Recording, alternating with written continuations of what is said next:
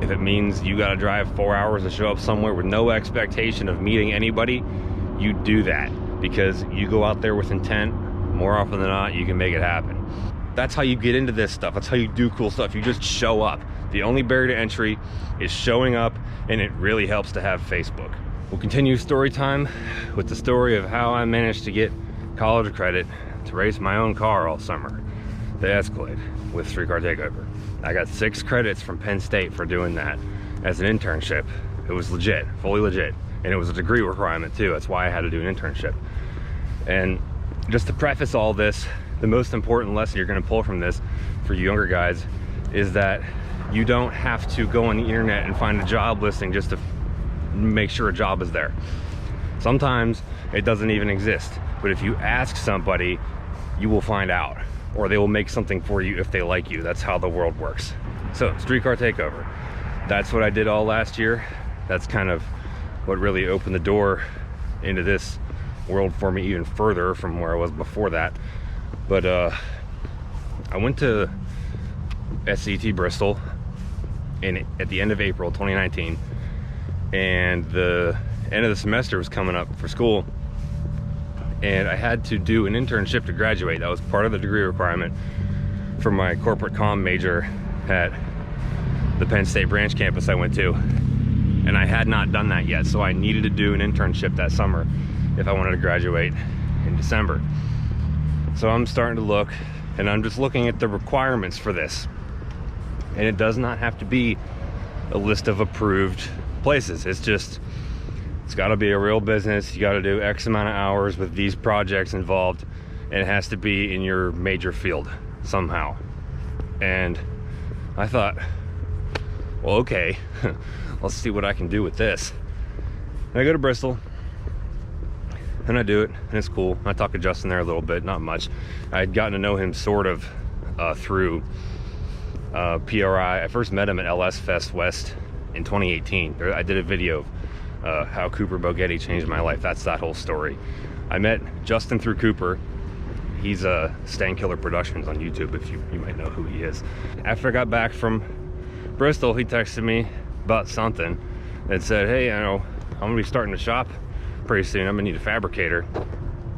And I said, oh, that sounds pretty cool, but before I could be a fabricator, I gotta graduate first. I said, I need to do an internship to graduate. Maybe I could do it for you. I'm gonna be there anyway. I could help you do stuff, whatever you need, and you just gotta sign some paperwork and give me stuff to do. And he said, yeah, sure, send it over. So I did.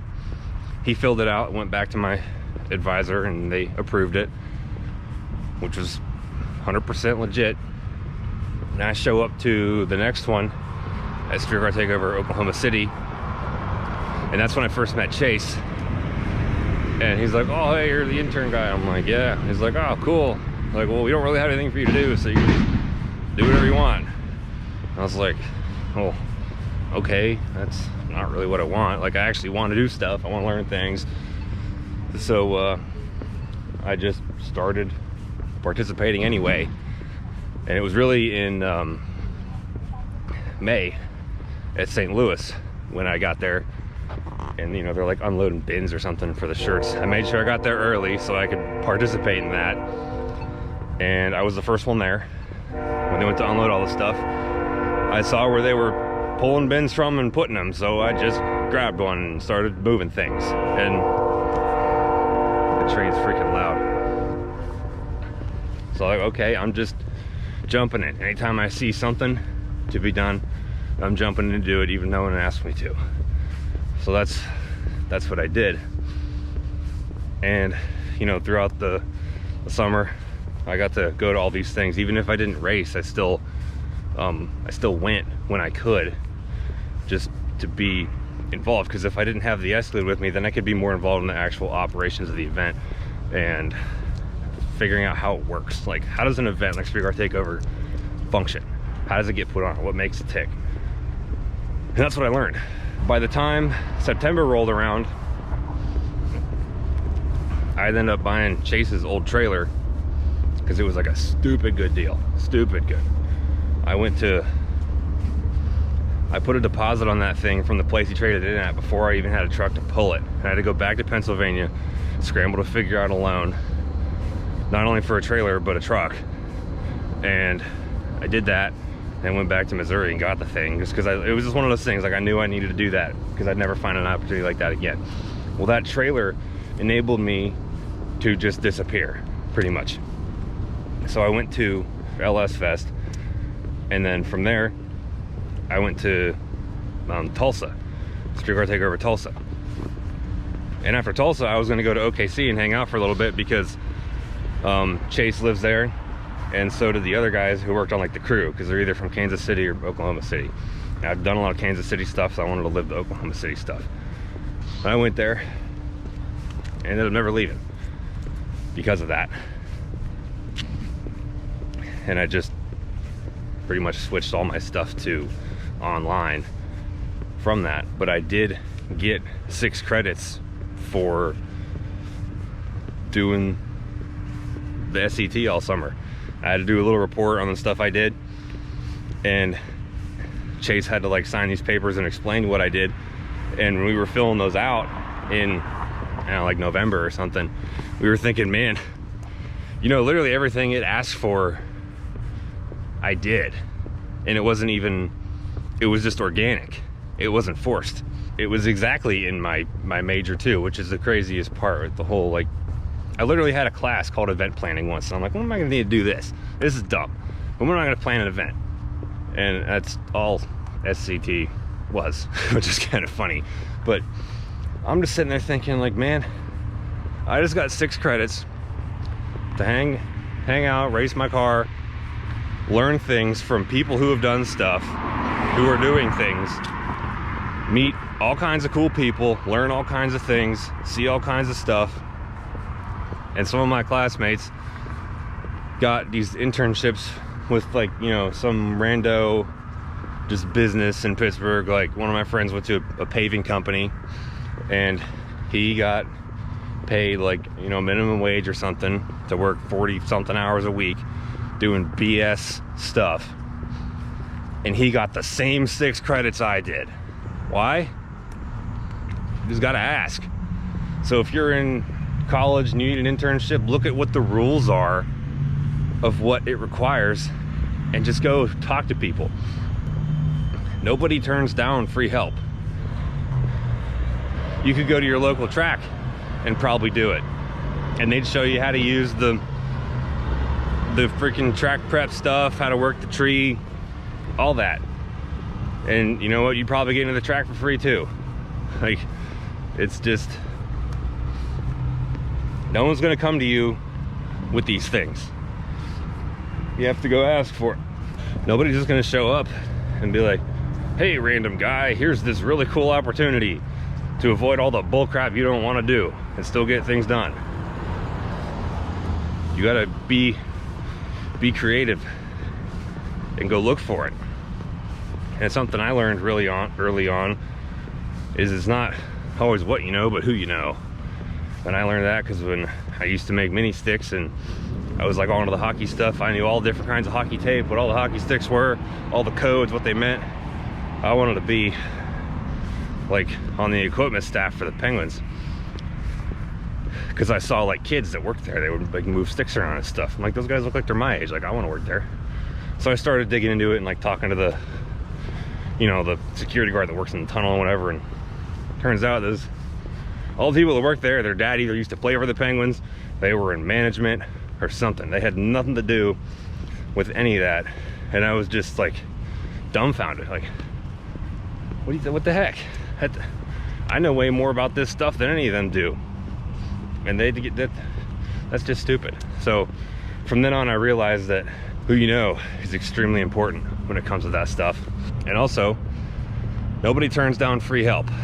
Like this story here, NASCAR driver named Chase Briscoe. I recently heard this, he was on Dale Jr.'s podcast. You can find a YouTube video of that where he talks about this. He's now replacing Clint Boyer in the Cup Series or something. I don't keep super close tabs on NASCAR, but I thought this story was really interesting. How he got his ride is he volunteered at like an ARCA shop for over a year, it might have been 2 years. He slept on one of his friend's couches for 6 months, and you know, like, just lived on Wendy's or whatever, I think he said. And he just showed up. He was the first one there, last one to leave. You know, it sounds cliche, but it's true. He ended up meeting the owner or something. They let him test a car at a test session, and he had to go back up to Indiana for the holidays or something. He knew the team owner lived somewhere in Indiana, so he just called the guy and said, hey, I'm gonna be in your area, I'd like to stop by and, you know, shake your hand for letting me test this car. And you know, that's not always the truth. When you can call anybody and say, hey, I'm gonna be in the area, and you can make a 6-hour drive just to go talk to them. They don't have to know that. I've done that before. That's kind of what he did. He shows up at this guy's house, talks to him, and then the owner was like, you know what, we're gonna put you in a car. And that's what he did. So he ate crap for a long time, and now he's got a ride in the Cup Series just because of that. It's stories like that. I really like the Dale Jr. download for that reason, because a lot of those stories have bits and pieces of how to get into the racing world when you have no, you know, like family ties or anything like that. Chad Canals is another good one. He did the same thing. Sleeping in his car, randomly called Hendrick Motorsports and asked to talk to Ray Evernham, and they actually connected him. You would be surprised how often you can make a phone call and get a hold of somebody that you don't think you can get a hold of. Car coming. I'm on my walk right now. I do this every night.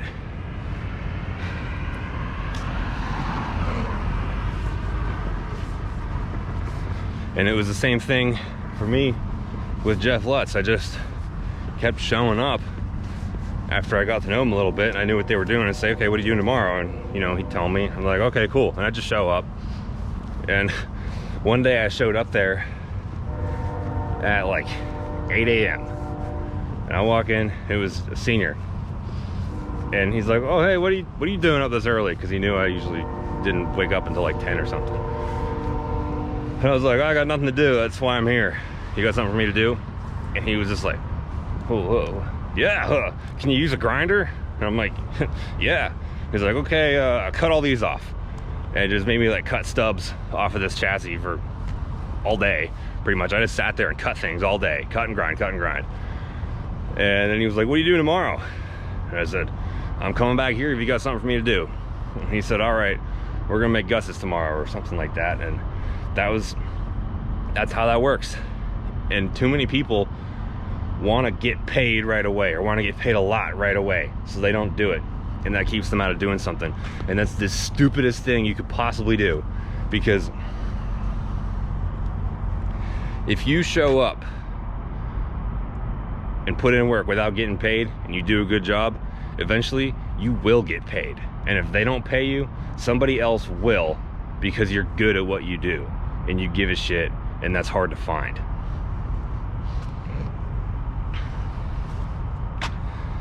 Yeah, that's pretty much my rant for the day. I guess I wouldn't call it a rant. That is a lot of very good information. But yeah, my suggestion would be go listen to that Dale Jr. download YouTube video podcast episode with Chase Briscoe and Chad Canals. Those are really good ones for that. Man, I've slept in my truck this year more than I could even put together. I've probably spent a cumulative at least 2 weeks, probably more than 2 weeks of total days slept in the back seat of my truck or in the back of the Escalade this year, calendar year. And that's just exactly that. You got to go the extra mile, literally. If it means you got to drive 4 hours to show up somewhere with no expectation of meeting anybody, you do that, because you go out there with intent. More often than not, you can make it happen. And you might be thinking, oh, well, I can't do that. Well, sucks for you then. There's a way to make it happen, and you just don't want to see it because you're stuck in whatever box you think you're supposed to be in. Swear to God, everybody's got a ability to do something like that.